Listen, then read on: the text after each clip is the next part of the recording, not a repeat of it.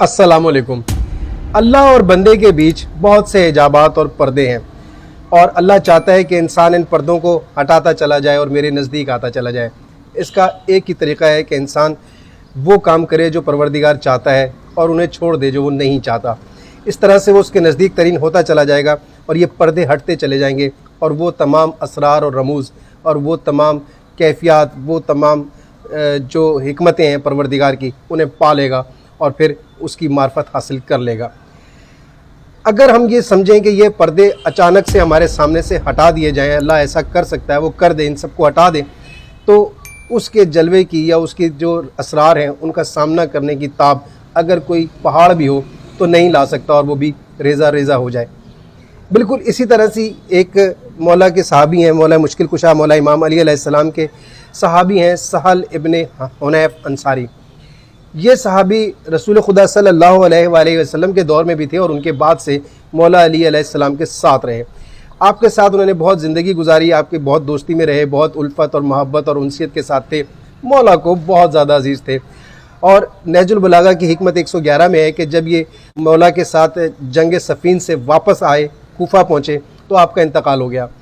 आपके इंतकाल के बाद मौला मुश्किल कुशा मौला इमाम अली अलैहिस्सलाम फरमाते हैं कि अगर एक पहाड़ भी हमसे दोस्ती रखेगा तो वो भी रेज़ा रेज़ा हो जाएगा।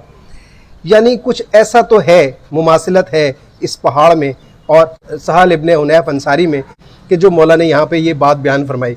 इसको समझने के लिए जंग सफ़ीन के हालात हैं, उस वक्त के जो वाक़यात हैं, उन सबको देखना होगा और उसके बाद फिर ये देखना होगा कि आखिर ये रेज़ा रेज़ा होना क्या है और ये दोस्ती क्या है।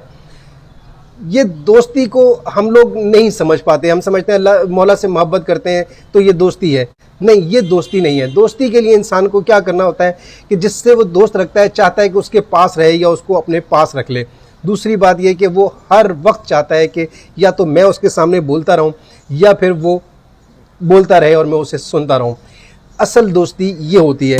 अगर कोई शख्स आज भी ये चाहता है कि परवरदिगार के जो असरार और रमूज़ हैं, जो उसकी हिकमतें हैं, जो उसकी मार्फत है, वो आसानी से मिल जाए या सामने आ जाए और ये पर्दे ये हिजाबात हट जाएं, तो आज भी अगर वह मौला इमाम अली अलैहिस्सलाम से दोस्ती कर लेता है, बिल्कुल इसी किस्म की कि अपने दिल की हर बात मौला से कहे और मौला की हर बात जो है उसे हर वक्त कोशिश करे कि सुनता रहे, समझता रहे, उसको उसकी मार्फत हासिल करने की कोशिश करे, उसकी गहराई में गौर व फिक्र करे, जितने फरमान मौला अली अलैहिस्सलाम के हैं, तो वो दोस्ती का वो जो एक मौका है वो हासिल कर सकता है और ये पर्दे हटाने में कामयाब हो सकता है।